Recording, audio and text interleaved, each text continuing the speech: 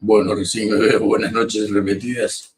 Sucedió lo previsible, lo anunciado.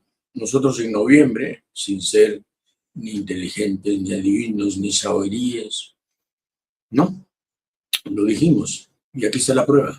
Parece inminente una intervención norteamericana en Venezuela, ya abiertamente militar, y no solo aérea, sino posiblemente terrestre, mientras las líneas aéreas internacionales suspenden sus vuelos sobre Venezuela ante la recomendación de la Agencia Estadounidense de Aviación de evitar la zona ante el riesgo de una escalada. ¿Y Latinoamérica?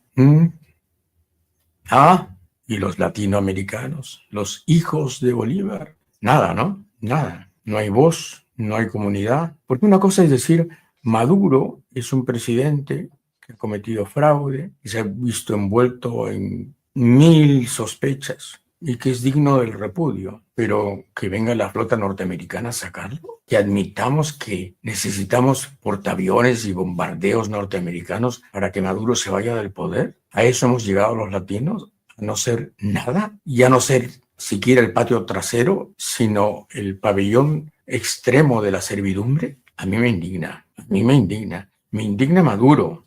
Sí, pero es un problema venezolano. Es un problema de los venezolanos. No es un problema de los norteamericanos, que además, con trama a la cabeza, lo que quieren es el petróleo, asequible, barato y, si es posible, gratis. Y lo será con una invasión. ¿Y los latinoamericanos? ¿Dónde se nos fue la dignidad? ¿A dónde se nos fue la memoria relativamente reciente de ser una región que reclamaba autonomía, independencia, protagonismo? No te... Sí, pues, sí, pues.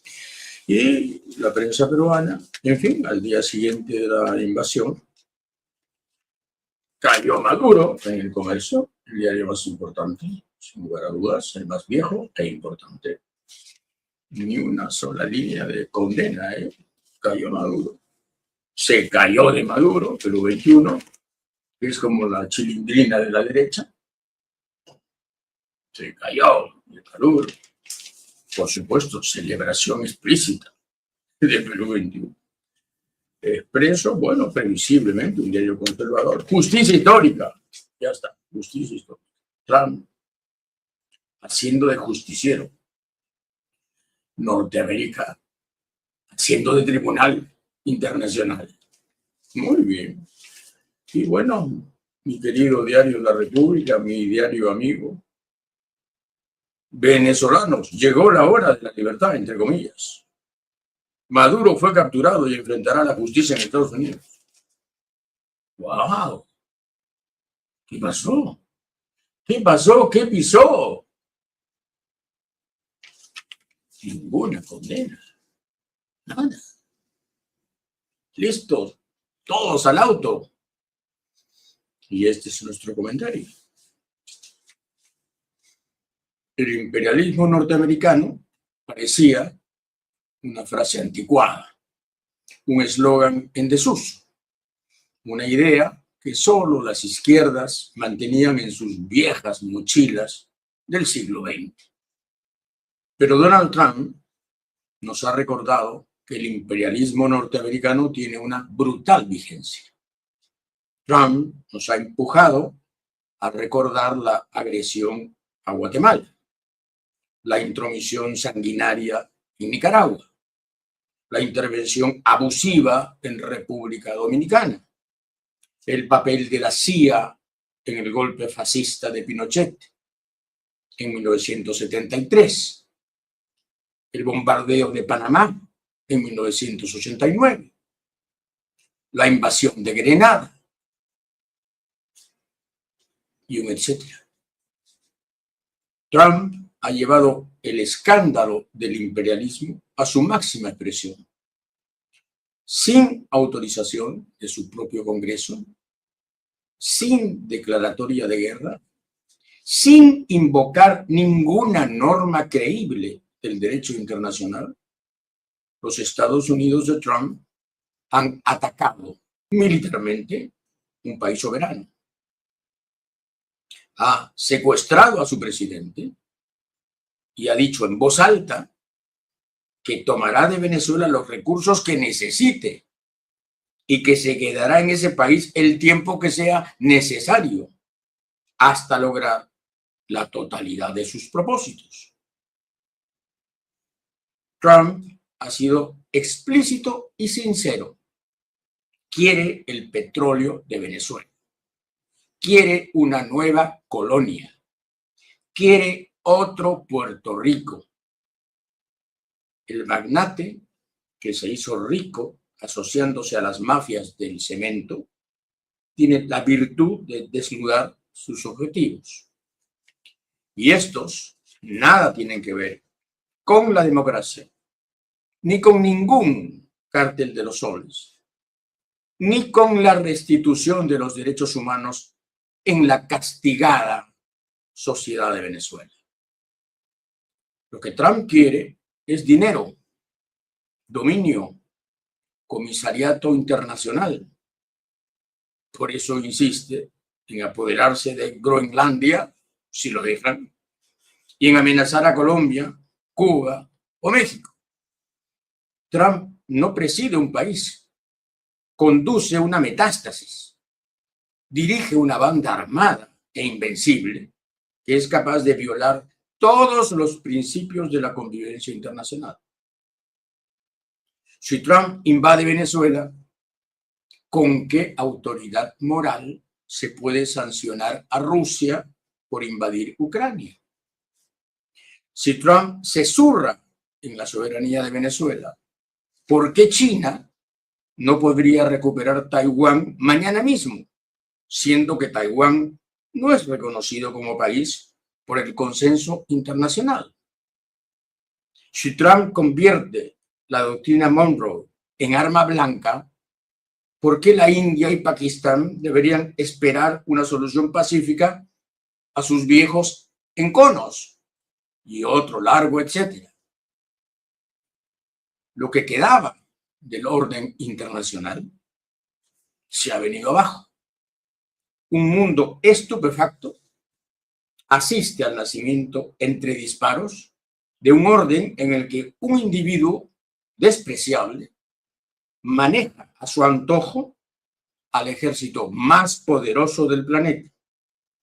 Y ese ejército no sirve en esta época asiaga para enfrentarse a Hitler, sino para apoyar a Netanyahu, que es el Hitler davidiano del Medio Oriente, o para bombardear cualquier noche el país que esté en la lista negra de los Estados Unidos. Y la lista es larga y está siempre abierta. No es la libertad la que se quería recuperar, es el petróleo. No es la dictadura de Maduro lo que debía abatirse, era el petróleo, eran las tierras raras, los vastos tesoros de Venezuela, lo que se quería. No eran las elecciones fraudulentas de julio pasado lo que se quería desconocer, era el crudo que yace en las mayores reservas de petróleo del planeta. Ahora resulta que Estados Unidos negocia una supuesta transición con Delcy Rodríguez, la vicepresidenta de Nicolás Maduro. Pero si Maduro era un presidente ilegítimo, ¿cómo es que se acepta como par a quien era la segunda de ese régimen supuestamente narco? Marco Rubio, este hijo de cubanos que respira por la herida y piensa poco, ha metido en un lío descomunal a Donald Trump. ¿Quiere Estados Unidos un madurismo sin Maduro con tal de saquear al país de Simón Bolívar? ¿Está Estados Unidos tomándose un tiempo para ver quién es quién y descartar después por la fuerza a los que resulten irreductibles? ¿Planea Estados Unidos una nueva ola de bombardeos para terminar con el régimen que era la suma de todos los males y con el que ahora, sin embargo, intenta un acuerdo? La derecha mundial celebra el ataque de Estados Unidos. La derecha peruana, como no podía ser de otra manera, está contenta. Porque para la derecha, la de afuera, y la de adentro, no hay países sino intereses. No hay leyes sino dólares. No hay principios sino acomodos. Yo siento vergüenza por el comportamiento de la prensa peruana en general. A mí Maduro me parecía detestable y tramposo, pero la invasión norteamericana en Venezuela me parece lo más grave que le ha pasado a este continente en lo que va del siglo. Y lo que ha hecho la prensa peruana ha sido celebrar el salvaje gesto norteamericano como si no fuéramos países soberanos, sino campamentos, reservas apaches, tierras sin dignidades, ni títulos, ni derechos. Hay en esta región una vocación colonial que no terminará de asombrarme. Y en los sectores más conservadores, de arriba y abajo, una enorme capacidad de aceptar la servidumbre. Por eso tuvimos a Boluarte. Por eso tenemos a Geri. María Corina Machado se arrastró ante la Casa Blanca todo lo que pudo. Solicitó la invasión norteamericana a su país. Pues bien, Donald Trump la ha despreciado. Así tratan los gánsteres a quienes ven débiles y sumisos. Hoy la ONU ha condenado la actitud de los Estados Unidos y Brasil, Chile, Uruguay y México se han sumado al coro mundial de protesta. El Perú, más insignificante que nunca, ha dicho ambigüedades para complacer a la Casa Blanca. El Perú es otra mascota de la administración criminal de Donald Trump. Una mascota que ladra a toda máquina. Y ahora nuestra entrevista. Farid Kajat está con nosotros. A ver si nos consolamos un poco. Pero sí, ¿cómo evitar los vituperios, ¿no? Y mantener la calma. Cada vez es más difícil.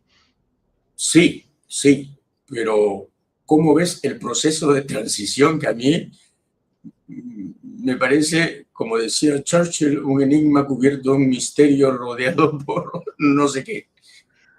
A ver, yo diría que lo único inteligente... No te oigo bien. ¿Podrían subir un poco el audio, por favor? ¿Podrían subir un poquito el audio? Porque no lo estoy escuchando bien. ¿Me escuchan?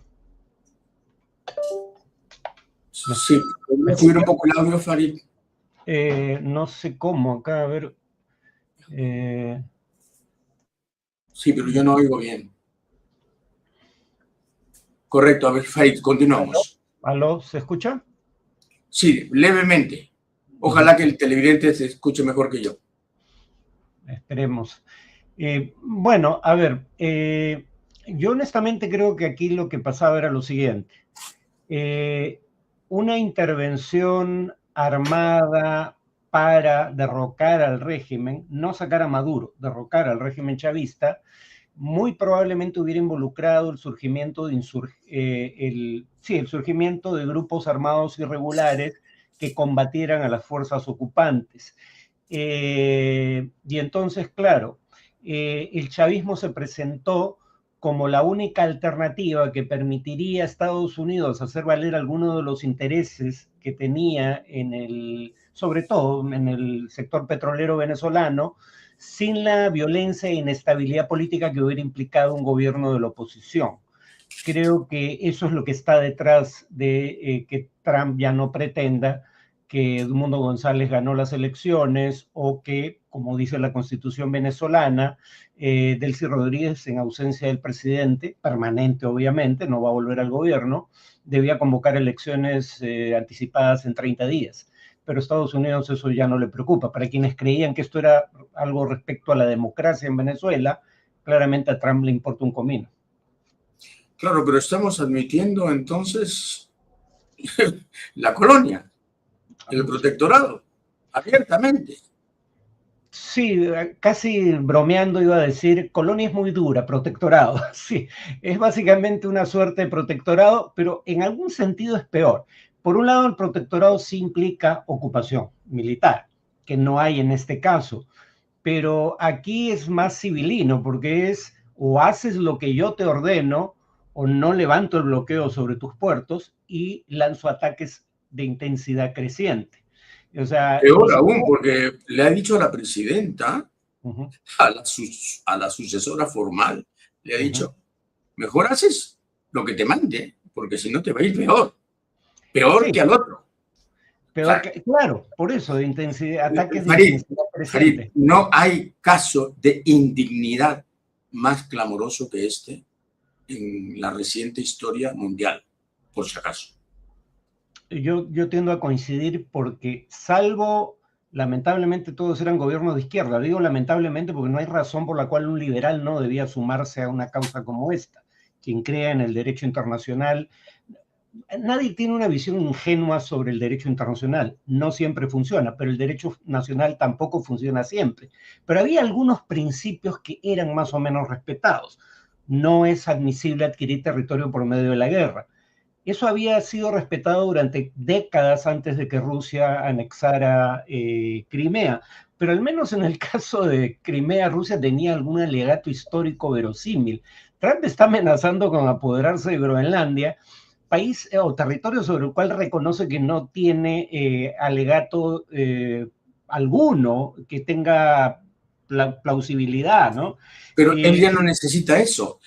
Lo sí, que él reclama es la necesidad de los Estados Unidos de contar con Groenlandia como recurso. sí, Punto. claro, claro, ¿Cómo igual discutes que eso? Venezuela. Estás discutiendo con un matón que tiene la Fuerza Armada más poderosa e indiscutible del mundo. Punto. No hay más. ¿Qué Sí, hacer? Nos declaramos en huelga. a ver, hay un primer elemento y es que si bien ningún gobierno quiere enfrentar directamente o al menos de manera individual a Maduro y la Unión Europea ni siquiera como bloque, perdón, a Maduro, a Trump y la Unión Europea ni siquiera como bloque, por lo menos ya hay países que están firmando acuerdos comerciales, tratando de depender cada vez menos de Estados Unidos y tratando de avanzar en cosas como establecer un mecanismo de solución de controversias comerciales, ya que Estados Unidos no permite que el mecanismo de solución de controversias de la OMC funcione. Pero claro, ese es un intento de rodear el obstáculo que va a tomar años. En el corto plazo, solo la oposición interna en Estados Unidos podría hacer algo, porque a mí me queda cada vez más claro que esto es lo que Trump siempre hubiera querido ser, pero en la primera gestión tenía militares muy conservadores, pero con un prestigio profesional que no iban a sacrificar por decirle sí señora a cualquier ocurrencia de Trump, por disparatada que fuera. Esa gente ha desaparecido en la segunda gestión y Trump, con lo limitado y francamente, él dice que, no me acuerdo a quién llamó senil hace poco, y con muestras francas de senilidad, dice lo que quiere o lo que sea, ordena y nadie le sale al frente. Es hora de que el Congreso tome acción. Aunque hay mayoría republicana, es cierto que ha habido votaciones en donde los republicanos le han privado de la mayoría a Trump. Por ejemplo, en el Senado, para elegir a Pete Hegseth como secretario de Defensa, desertaron 3 senadores republicanos, hubo empate, claro, ahí el problema es que dirimió el vicepresidente. Pero si no hay oposición interna en Estados Unidos, Trump tiene hasta noviembre, cuando son Y las ahora elecciones. resulta que Hetzel y Rubios van a gobernar Venezuela. Ya lo dijo Trump. Sí, sí, porque Trump no se va a tomar la molestia de negociar el día a día. Exacto. Ellos son los que van a administrar Venezuela. Sí, bueno, van a plantear demandas manu militari. O haces lo que te digo o te va cada vez peor. Sí, claro, Y van a gobernar. sí, sí, sí. Abiertamente. Van a Ujú. gobernar. Sí, pero la paradoja aquí es que la implementación de los mandatos corre por cuenta del régimen chavista. Lo que Ahora, queda esa ironía es absolutamente perversa, ¿no? Que el chavismo se esté prestando a ser el ejecutor de las políticas del imperio ocupante. es, Francamente, que eso es un toque surrealista, ¿no? sí, hay un académico, yo no lo conocía hasta esta crisis, un académico venezolano que enseña en la Universidad de Nueva York, sin mal no recuerdo, Alejandro es su nombre, su apellido es Velasco, que él decía, el régimen se ha corrompido a tal punto que la ideología ya no es una motivación fundamental para los miembros del mismo, y que por ende él entendía que ahora estuvieran dispuestos a una transacción tan servil como esta, ¿no?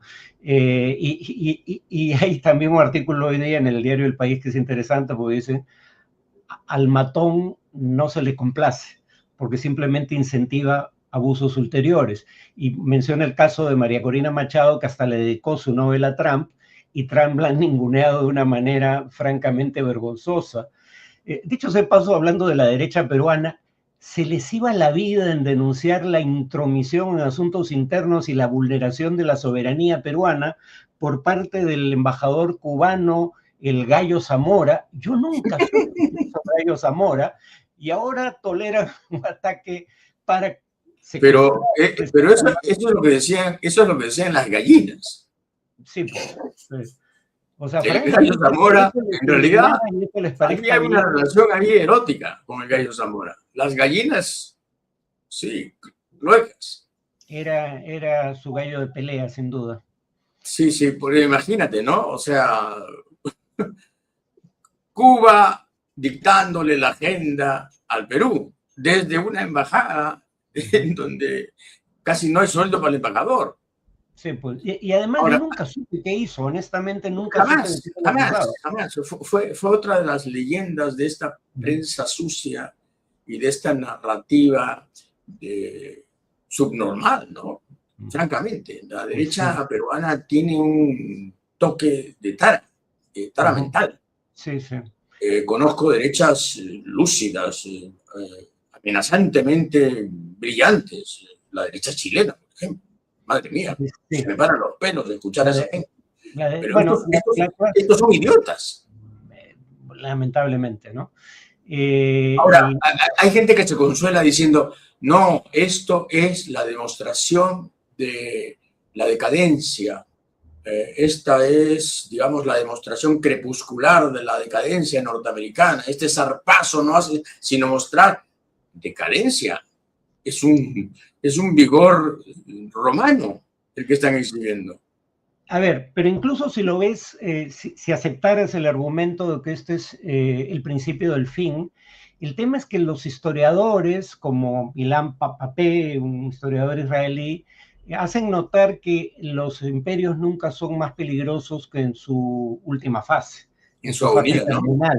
Yo sí creo que Estados Unidos va a hacerle un gran daño a su país y probablemente sea el inicio de la pérdida de la condición hegemónica a la que aspiró durante décadas. Por ejemplo, una cosa tan elemental como la siguiente: está pidiendo pagos de $100,000 por el otorgamiento de cierto tipo de visas que es para gente altamente calificada. En un país como Estados Unidos, donde el 37% de sus Nobels en ciencia son de extranjeros nacionalizados. Estás expulsando a los que contribuyen más que nadie al desarrollo tecnológico de su país, de Estados Unidos. La guerra comercial es un fiasco, lo fue en la primera gestión. Claro, no es un fiasco mayúsculo, pero básicamente ha sido contraproducente. Yo creo que hay una burbuja, eso ya no es culpa tanto de Trump, aunque debió regularlo mejor.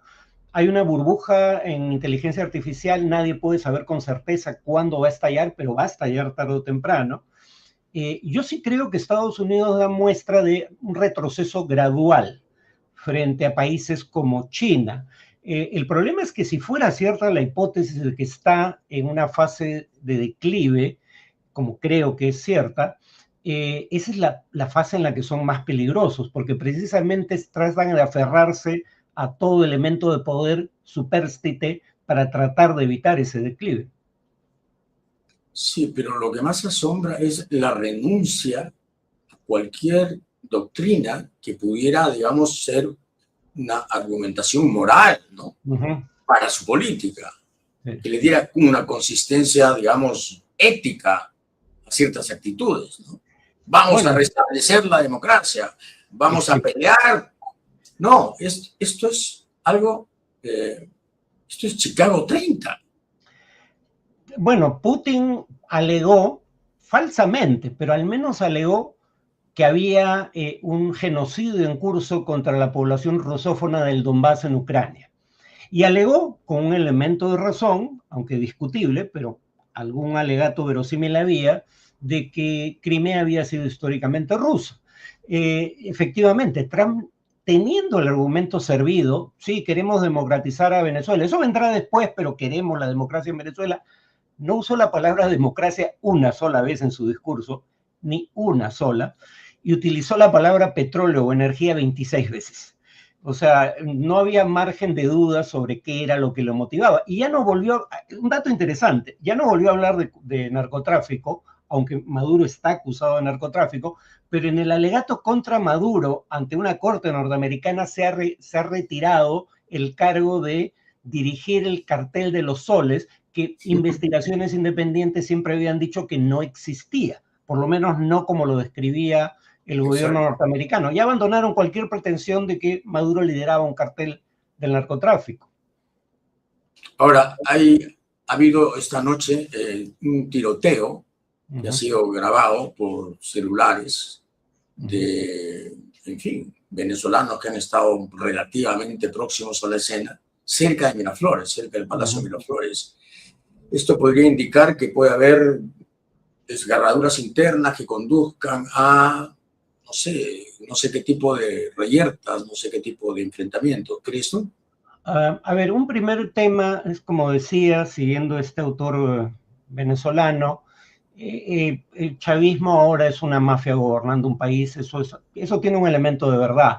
Y básicamente una de las razones por las cuales los militares pueden no estar del todo embarcados en el proyecto de servilismo frente a Estados Unidos no es por dignidad patriótica, es porque Estados Unidos quiere tener injerencia en la empresa pública de petróleos, PDVSA, que ahora la administran las Fuerzas Armadas. O sea, se están metiendo con su botín. Esa es una primera cuestión, es un régimen podrido por dentro, ¿no? Sale como el régimen más claro, es un indicador discutible, pero el índice de corrupción o de percepción de la corrupción en Transparencia Internacional es un índice en el que Venezuela sale peor incluso que Haití en materia de percepción de la corrupción. Entonces, por un lado es un régimen cohesionado para permanecer en el poder, pero no lo une nada más. Y aunque no tengo información, digamos, fidedigna al respecto, no descarto la hipótesis de que haya disensos internos, de que los hermanos Rodríguez no tengan el pleno apoyo de las Fuerzas Armadas o del Ministerio del Interior manejado por Diosdado Cabello, aunque estos entienden que en el corto plazo no tienen margen de maniobra, pero creo que hay cuentas pendientes que probablemente se saldarán cuando esta crisis pase. ¿Qué crees que pasará en las próximas semanas o en los próximos meses en Venezuela? Bueno, la buena noticia es que yo creo que va a haber un desenlace en semanas y no en meses o años, ¿no? Lo dijo el propio Rubio, básicamente porque si esto se prolonga más de unas pocas semanas, hay dos escenarios plausibles. La economía venezolana colapsa, o sea, no puede prácticamente exportar petróleo, por lo menos no puede exportar cuando menos la mitad de su petróleo, o en su defecto, además del colapso, no en su defecto, podría haber nuevos ataques norteamericanos. Entonces yo sí creo que va a haber algún tipo de acuerdo. Además, el chavismo tiene una tradición de llegar a acuerdos, por ejemplo, en materia de democratización, que luego simplemente incumple, como hacer elecciones libres y justas con observación internacional que finalmente fueron fraguadas, terminó siendo un fraude. Entonces creo que Estados Unidos va a querer resultados pronto o si no va a escalar. Yo sí creo que va a haber algún tipo de acuerdo, me parece probable. Ahora, que perdure y se implemente a cabalidad ya es otra historia, pero debemos tener algún tipo de principio de luz al final del túnel en cuestión. Estás hablando de un acuerdo sumamente complicado y oscuro, porque estás hablando de que Estados Unidos está aceptando el chavismo como estructura para la negociación, para la transición y para la democratización. Entonces, ¿qué paradoja es esta? Estás hablando con la mugre para limpiar el país. Allá los que creyeron alguna vez que a Trump la democracia le importaba. El primer Por país eso, pues, pero es que esto atañe a Venezuela, ya no a Trump. Bueno, pero el tema es que se creía que Trump iba a invadir Venezuela o iba a actuar contra el régimen para provocar una transición democrática. No, yo nunca lo creí. ¿Tú lo creíste? Por eso. En un momento de... Y además, en honor a Trump, nunca lo dijo. Nunca lo dijo, ¿no? Entonces sí, creo que bueno, ahora Trump, probablemente presionado por Rubio y otros sectores de su gobierno, ha dicho que tal vez, no lo dijo con certeza, hay elecciones en 18 meses. Pero en lo inmediato las negociaciones es en torno al petróleo, esencialmente, ¿no? Sí, claro. El narcotráfico es en realidad un pretexto porque Venezuela no era... El narcotráfico es un cuento. Sí. Es un cuento. No es que no haya tráfico de drogas desde Venezuela, claro, lo hay. Claro. Como claro, lo hay en Perú, habría que añadir, ¿no? Y en mucha mayor proporción, además. Es que nunca fue importante en el tráfico de drogas, ni en la producción, ni en la comercialización Venezuela. Era un actor menor, ese no era el tema, eso nunca fue el tema. Por eso mi pregunta insiste, ¿estás negociando con el madurismo para salir del escenario del madurismo? ¿A dónde va a llevar eso? No, yo no, a ver, yo creo que no quieren deshacerse del régimen por ahora. Yo creo que la espada de Damocles que pende... O sea, que lo van a hacer después. Tal vez, yo lo pongo en condicional, pero digamos, la espada de Damocles que pende sobre ambas testas es la siguiente. Lo que pasa es que el guión está mal planteado, es una mala película. Es el guión de Rubio. Lo que creo es que las partes tienen incentivos para seguir con este proceso por un tiempo más. Venezuela, porque quiere que se levanten las sanciones en su contra, el régimen, y quiere evitar nuevas acciones militares de Estados Unidos. Pero lo que nadie dice es que el chavismo tiene una carta de negociación, y es después de el diluvio. O sea, la razón por la que Trump ha transado con el chavismo, o un sector cuando menos del chavismo, es que sabe, o por lo menos su entorno le ha hecho entender, que el escenario más probable en caso de un derrocamiento del régimen chavista era una insurgencia armada.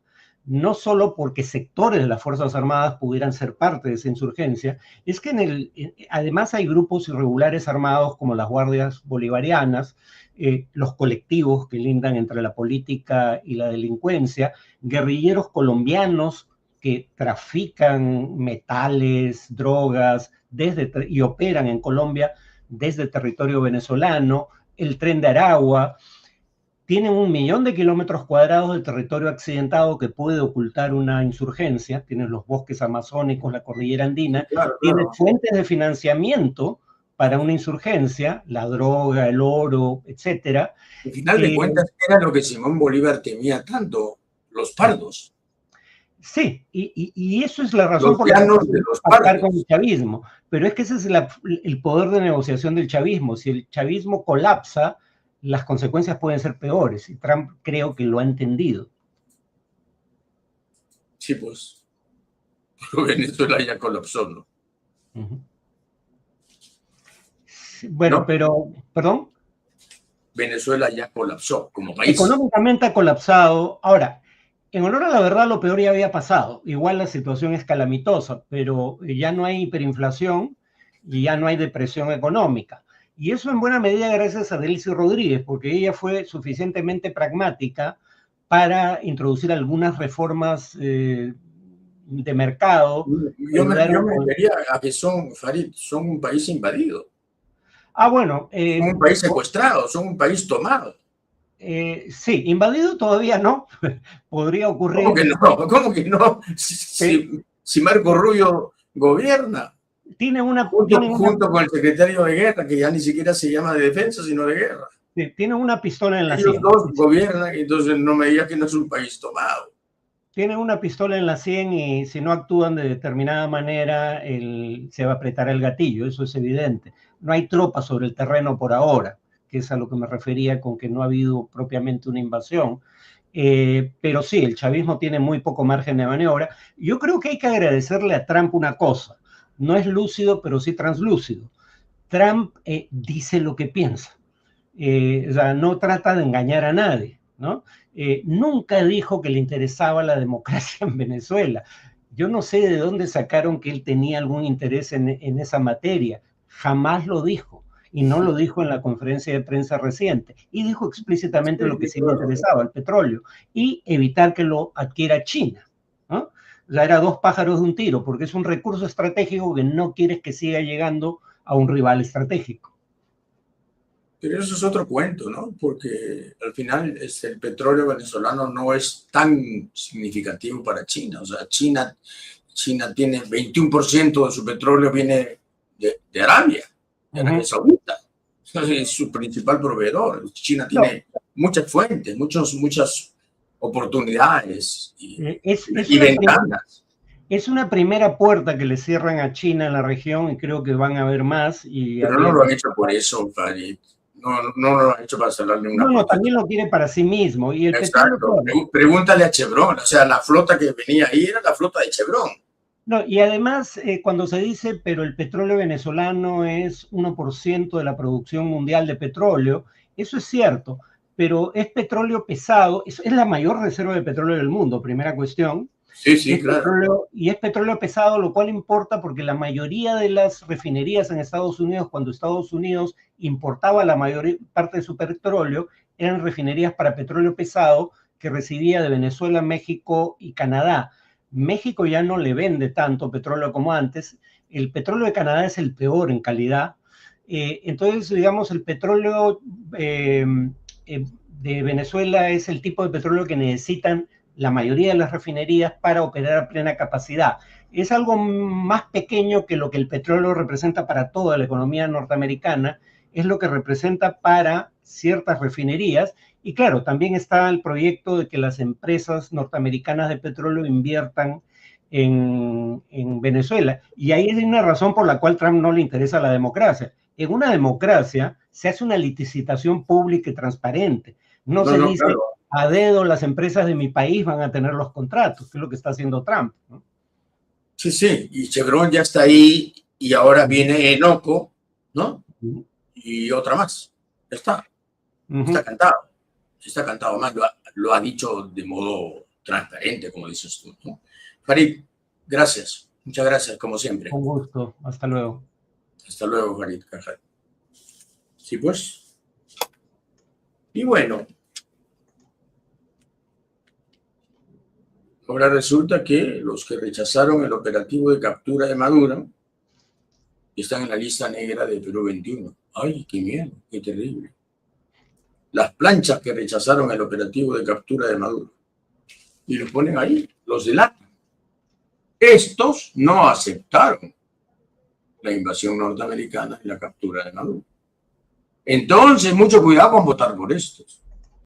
Hay que votar por todos los que aplaudieron el gesto norteamericano, el gesto imperial de los Estados Unidos. Esta es la prensa peruana. Esta es la derecha peruana. Así es la derecha peruana. Este grado de sumisión, mentalidad colonial, propensión al arrastre.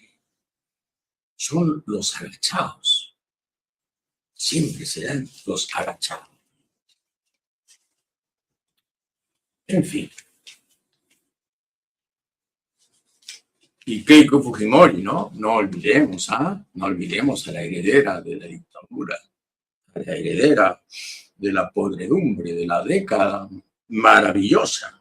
Keiko Fujimori. Mensaje de Keiko Fujimori.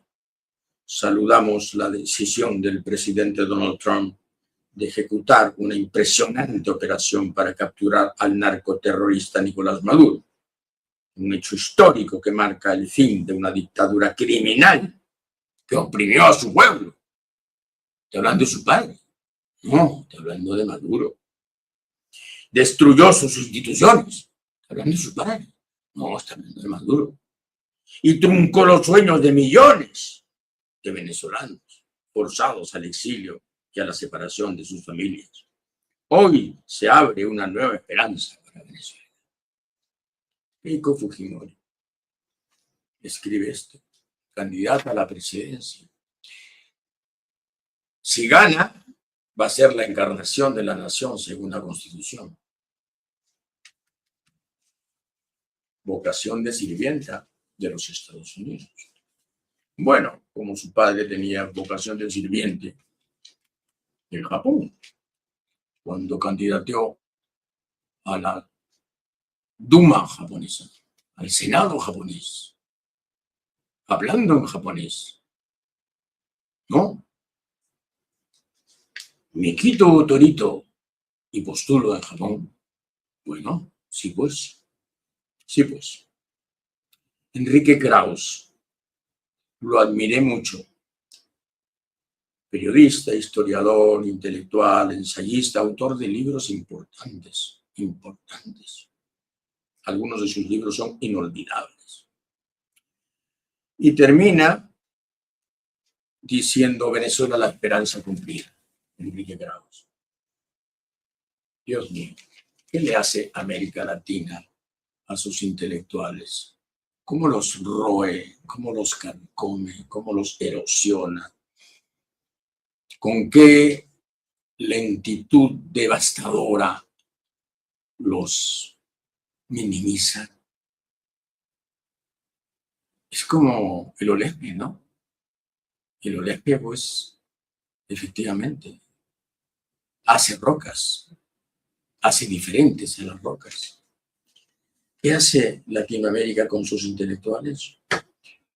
Como Mario, nuestro Mario, terminó pidiendo el voto para Keiko Fujimori en el 2021.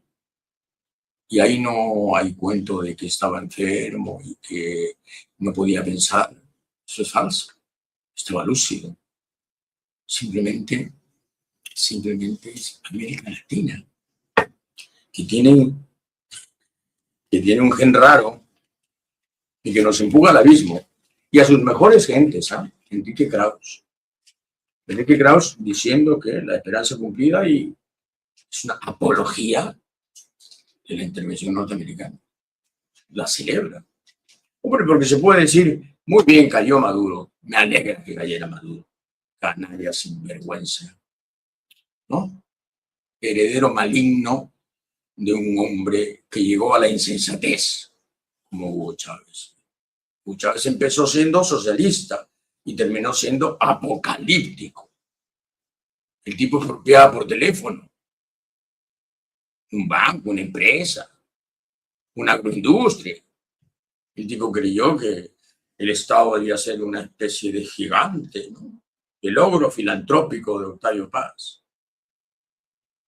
Y derrumbó la economía. Hizo de PDVSA un botín auténticamente. Petróleo de Venezuela, Sociedad Anónima, PDVSA. Y destrozó la economía de Venezuela. Pero en fin, nadie puede discutir que Chávez murió como entró a la presidencia.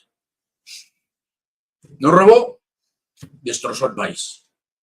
Pero entonces vino este individuo, Maduro, que lo único que hizo fue agravar todo y, en fin, suponer que tenía el carisma de Hugo Chávez y que podía vivir de la inercia que le había dejado Hugo Chávez.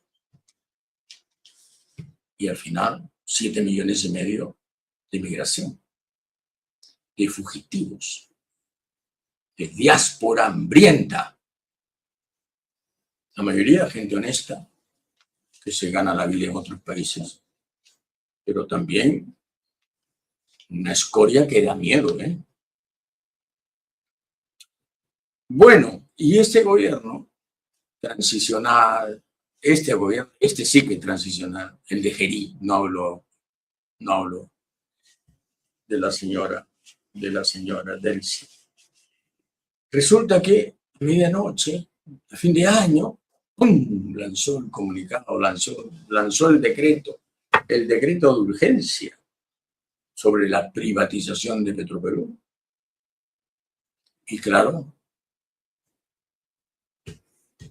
los apetitos, los lobbies, los dineros son los que mandan. Pero como nos recuerda Rafael Hidalgo, esta sería la segunda privatización de Petroperú, porque la primera la perpetró, por supuesto, Alberto Fujimori, a quien le encantaba vender lo que no era suyo, lo que era del Estado. Estado que él odiaba profundamente. Y en 1993 hasta 1998, en ese periodo, nos recuerda Hidalgo, se remató al peso la cadena de 108 grifos de petróleo. Rematados, a precio vil. Se remató una flota de 5 buques tanques. Se remató la refinería de Pampilla. La refinería La Pampilla. Se remató la distribuidora Solgas. Los tanques de almacenamiento. Petromar se remató. Se remató las concesiones del lote 8 y del lote 10. El lote 8 de la selva y el lote 10 de Tala. Y todo a precio vil. A Fujimori le fascinaba eso. Por eso vendió Petroperú en 19 millones de dólares cuando costaba mínimo 800. Se lo vendió una mafia como la suya. Y claro, el cuento es, Petroperú es una empresa quebrada, que pierde. Y si es quebrada y que pierde, ¿cómo es que la van a privatizar? ¿Quién va a comprar una empresa que pierde? Claro, les falla ahí la leyenda, ¿no? Pues no es una empresa quebrada, pues no es una empresa derrotada, es una empresa apetecible y por eso la van a privatizar. Pero para hacerlo mejor, para hacer lo mismo que hizo Fujimori, la van a hacer pedazos y van a vender los pedazos por separado. Y eso lo escribe en La República Alejandro Narváez, que fue presidente de Petroperú y que es doctor en ciencias económicas, ¿no? Y denuncia que el propósito justamente es malbaratear Petroperú, porque hay muchos apetitos detrás. Y claro, están rodeando a Gerí, que es un tipo que no sabe nada, de casi nada. Y sí, pues, Colombia tiene una empresa petrolera. México tiene una empresa petrolera. Brasil tiene una empresa petrolera. Todas prósperas, todas importantes y todas cuidadas. Porque el petróleo es, como lo acaba de demostrar la invasión a Venezuela, es recurso estratégico. Burros, canallas, es recurso estratégico. Y cáiganse, Chile, que no tiene una gota de petróleo en su extenso y largo territorio, Chile tiene una empresa estatal.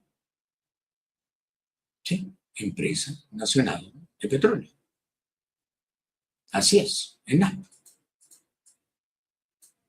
Sí, pero aquí está prohibido. La derecha ha prohibido hablar de empresas estatales. Y la prensa acepta esa prohibición, la prensa en general. Bueno, Apoyo Consultoría hizo una encuesta sobre la percepción de progreso de las familias. Y la pregunta es, ¿cree usted que hay progreso económico? ¿Cree usted que hay progreso económico? Y las familias contestaron. Y resulta que 9% dijo sí, hay un relativo progreso. 9%. Pero 52% contestó no hay ningún progreso. No hay ningún progreso. Y claro, porque habría de haberlo en la situación actual. El progreso es para algunos, pero no para todos. Y bueno, otra vez Perú 21. La derecha más furiosa, aguerrida, voraz. Conocidos antimineros postulan al Congreso y los denuncian. Cuidado con esos. y denuncia a Máxima Acuña, una mujer que se enfrentó a Conga por su pequeña propiedad. Y ganó en juicio.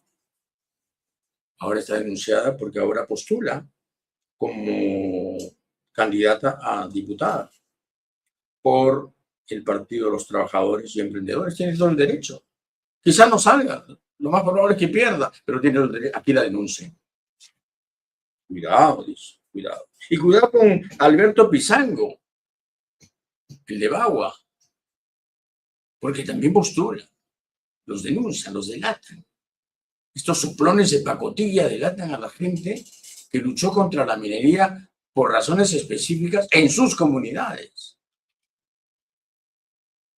Y denuncian también a Mirta Vázquez, ¿no? Que fue ministra de Pedro Castillo y que postula como invitada al Senado con el número 4 por Ahora Nación. También se pronunció contra Conga. Maldita sea. No vayan a elegirla.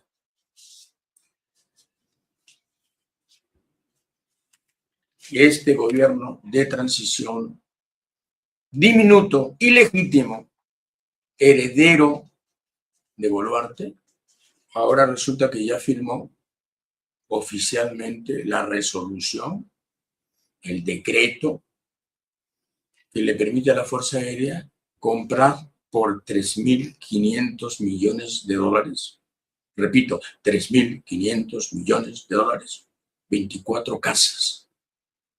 No se sabe todavía quién va a ganar la licitación, si es que la hay o si es compra directa.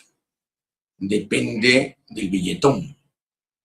Depende del billetón, ¿verdad? Mi comandante. Bueno, pero este gobierno no tiene autoridad para firmar algo así. Este gobierno está hecho para convocar elecciones y para, en fin, administrar el país de modo tal que no venga el bandidaje a apoderarse o a terminar de apoderarse de él. Pero sí, ya firmó. Y la FAP va a tener 3.500 millones de dólares para comprar 24 casas, 24 aviones casas, como si fuera una gran urgencia en un momento en que tenemos graves problemas, gravísimos problemas de gasto público y de amenaza de déficit. Pero yo empiezo a sospechar que los grandes lobbies ya vieron su oportunidad y tienen algunos meses para aprovecharse. Esto es inaceptable. Esto de la Fuerza Aérea es inaceptable. Y tendrán que rendir cuentas, ¿no? Por si acaso, van a rendir cuentas. Bueno, Cementos Pacasmayo ya no es del grupo Hochschild. Ya no es del grupo Hochschild. Qué pena, ¿no? Sí, pues. Sí, pues. Cementos Pacasmayo ha sido comprado por la multinacional suiza Holcim. No se sabe el monto de la operación, pero ha sido importante. Y una empresa menos, una suiza más. Y Tomás Aladino Gálvez ha confirmado que el 6 de enero, sea mañana, se disuelven todos los equipos especiales. Tomás Aladino Gálvez, que se ha atrevido a destituir, ya no a sacar de sus funciones al fiscal que lo investigaba por cuello blanco, sino ya lo destituyó. Ya lo destituyó. Este sinvergüenza, Tomás Aladino Gálvez, dice que mañana se acaban los equipos especiales de Lavajato, que los cuellos blancos del puerto, donde él estaba, el equipo especial de fiscales contra la corrupción del poder, EFICOP, y el equipo especial para casos con víctimas durante las protestas sociales. Eficavi, Tomás Albino Gálvez, alias fiscal de la Nación. Unos calumniadores han soltado por ahí que Ronald de Gamarra, mi amigo, mi columnista, está en una reunión con Tomás Albino Gálvez. Ronald, la verdad que es mentira, ¿no? Por supuesto, no tengo dudas de que es una calumnia. Y el Jurado Electoral Especial de Lima Centro 1 ya declaró finalmente improcedente la fórmula presidencial de Perú Primero, encabezada por Mario Vizcarra. Ni lagarto ni hermano, ya está, fuera, los dos. El motivo es porque 3 ciudadanos presentaron 3 tachas solicitando excluir a Vizcarra, no al expresidente, sino al hermano, de las elecciones 2026, porque consignó en su hoja de vida una sentencia por peculado en el año 2005. Los 3 ciudadanos sostuvieron sus tachas en el literal J del artículo 107 de la Ley Orgánica de Elecciones, que prohíbe a una persona ser candidato presidencial si cuenta con una sentencia por peculado. Incluso si ha sido rehabilitada y cumplido su condena, tal como es el caso de Mario Vizcarra. Fuera de Vizcarra. Este es el jurado, este es el sistema electoral que va a controlar las elecciones del 2026, que a mí me huelen horriblemente mal. Y ahora, libros, algunos comentarios breves de libros. Me mandan un papel que siempre es importante. El viernes volvemos a los kioscos, como siempre, Rebeca, tan pertinente. El viernes volvemos a los kioscos. A ver, si nos ayudan a seguir viviendo, a seguir sobreviviendo, a ver si nos ayudan a seguir aquí. Sala de corrupción. Se reúnen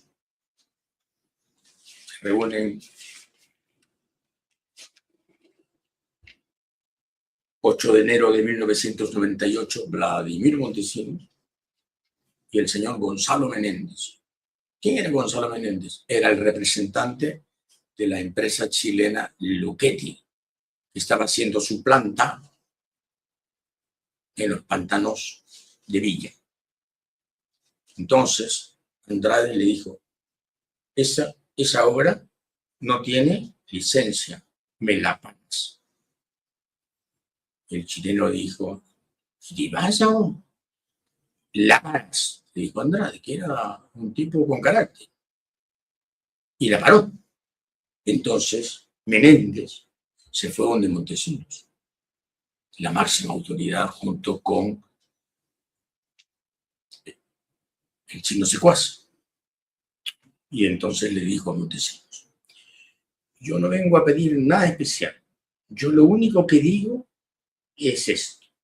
Él, se refiere a Andrade, que nos hace declaraciones públicas con fondos públicos, ¿no es cierto?, de que no cumplimos la ley. Él, que era el que no cumple la ley, y eso también hay que hacérselo presente, porque hemos llegado a un límite en que no aceptamos más, y si hay que gastar millones, los vamos a gastar. Yo lo único que quiero, como le dije a don Daniel ayer, yo quiero una guerra corta, sangrienta y decisiva, como se ganan las batallas. Don Montesinos le pregunta, ¿el abogado de ustedes es el doctor Vallerriestra o hay un pool de abogados? Gonzalo Menéndez le dice, nosotros armamos un equipo en el cual el rol fundamental en nuestros recursos ante los tribunales, porque llega un minuto en que no hay nada más que hacer, lo juega el doctor Vallerriestra con el doctor Aníbal Quiroga, a quienes supongo usted los ubica, conoce, etcétera, etcétera, etcétera. Y entonces le pide la guerra, sí, le pide la guerra, y Montesinos le dice, yo le ayudo, no se preocupe, yo lo ayudo. Hay que ganarle a Andrade. Chicos de 18, chicos de 20, así se manejaba el país.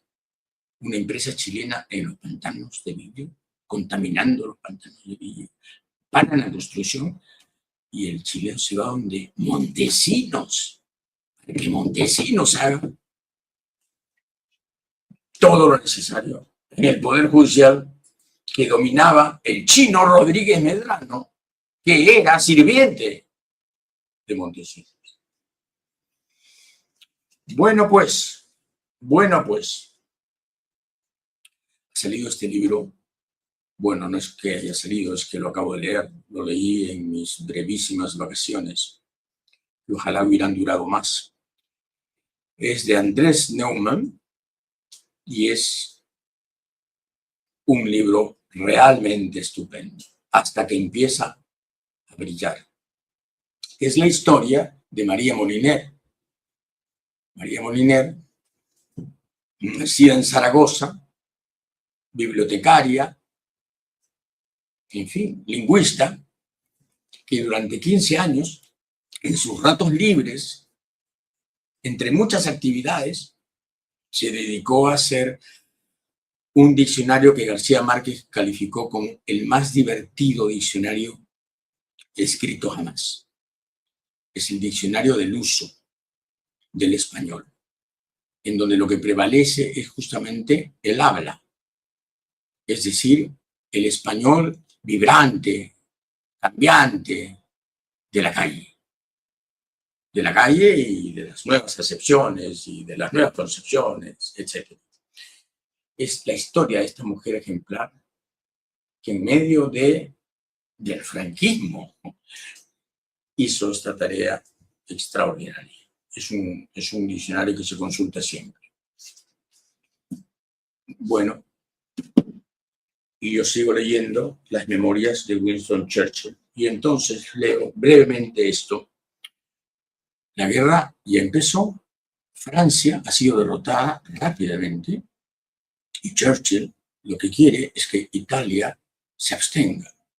Italia es socia de Alemania, pero Churchill cree que puede convencer al duce Mussolini de que no entre en la guerra y le escribe esta carta maravillosa. Voy a leer solo unas líneas para no ser pesado, ¿ya? Le dice así: ¿acaso es demasiado tarde para impedir que un río de sangre corra entre los pueblos inglés e italiano? Sin duda nos cabe infligirnos dolorosas pérdidas uno a otro y maltratarnos cruelmente, ensombreciendo el Mediterráneo con nuestra refriega. Si usted así lo decide, eso será lo que ocurre. Pero por mi parte, declaro que nunca he sido enemigo de la grandeza italiana, ni siquiera, en el fondo, me he sentido enemigo del hombre que dicta a Italia la ley. Es ocioso predecir el resultado de las grandes batallas que ahora están en curso en Europa, pero tengo la seguridad de que pase lo que pase en el continente, Inglaterra continuará hasta el fin, incluso completamente sola, como en otras ocasiones hemos hecho. Bueno, el duce le responde y le dice no. Y le dice no. Contesto el mensaje que usted me ha enviado y he de decirle que usted no ignora, sin duda, las graves razones de carácter histórico y contingente que han hecho alinearse en dos campos distintos a nuestros respectivos países. Bueno, pero era gente que se escribía, era gente que pensaba y que además escribía muy bien. Mussolini fue un gran periodista, por si acaso. Escribía muy bien. Pésima persona, gran periodista. Y bueno, ¿qué más? Este es un libro interesante, que es la segunda edición actualizada del libro de José Alejandro Godoy, El comercio y la política peruana del siglo XX. Y voy a leer una partecita. Resulta que en el año 2000, Marta Meyer Miró Quesada fue inscrita en la lista parlamentaria de Fujimori, la llamada Alianza Perú 2000, con el número 117, además. Qué humillación, ¿no? El número 117. Y entonces cuenta Marta Chávez cómo es que apareció en la lista de Fujimori, a quien admiraba y sigue admirando. Y Marta Meyer cuenta esto. A mí me llama Marta Chávez. Nos sentamos a tomar un café y me dice si me interesaba ir al Congreso. tomando en cuenta que yo estaba fuera del comercio. Yo le digo, a mí no me interesa la política. Me insistía. Un día me pasa a recoger a una oficina que yo tenía en General Borgoño y me dice, vamos a dar una vuelta. Era el día en que se cerraban las inscripciones para las listas parlamentarias. Y me lleva al Hotel César. Entro a un cuarto, estaba la televisión prendida y allí veo a Absalón Vázquez. Y me dice, firma acá. ¿Para qué? Para la lista parlamentaria. ¿Cuál lista parlamentaria? Si yo ya le he dicho a Marta que no. Bueno, hay una persona que quiere hablar contigo. Y entra el presidente Fujimori. Me dice, bueno, me gustaría que participes. Y yo dije, caballero nomás, estoy acá. Y firmo. Y así firmó Marta Meyer. ¿No? ¿Se imaginan ustedes? Si Fujimori podía convencer a Marta Meyer, digamos, una mujer con esa personalidad, de esa manera, saliendo casi detrás de una cortina diciéndole, firma. ¿Se imaginan lo que pudo hacer con el Perú? Bueno, exactamente eso es lo que hizo.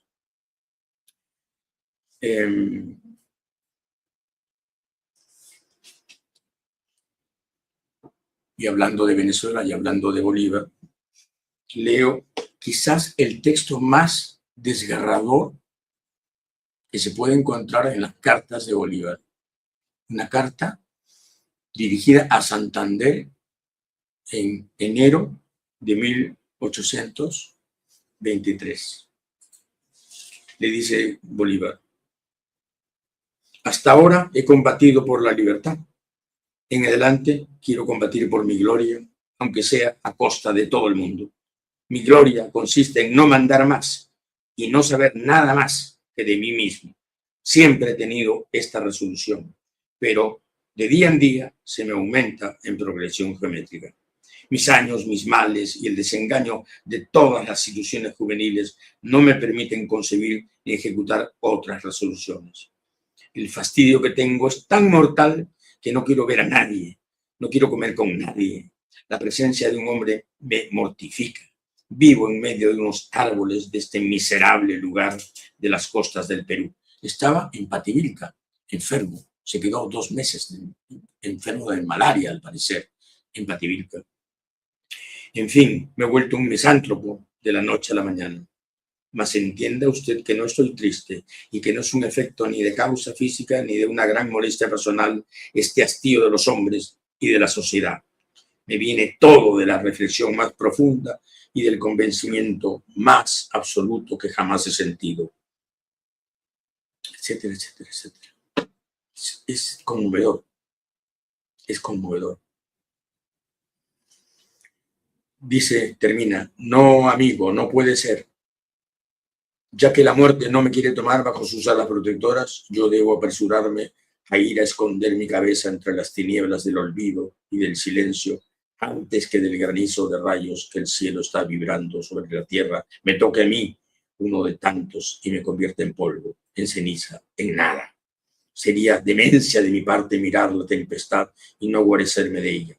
Bonaparte, Nápoles, Piamonte, Portugal, España, Morillo, Ballesteros, Iturbide, San Martín, O'Higgins, Ribagüero y la Francia, en fin, todo cae derribado o por la infamia o por el infortunio. Y yo de pie, no puede ser, debo caer. Bolívar. Qué grandes depresiones tenía este hombre. Y para terminar, este libro magnífico de Alfaguara, de Héctor Abad Acholince,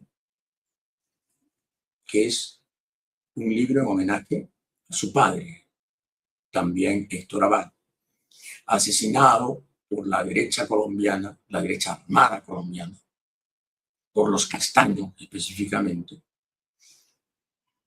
asesinado por defender los derechos humanos en 1987.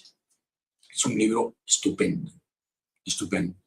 Cuando matan al padre del autor, a Héctor Abad, le encuentran en el bolsillo un poema de Borges. Y entonces ese poema de Borges justamente se llamaba Epitafio. Impresionante, ¿no?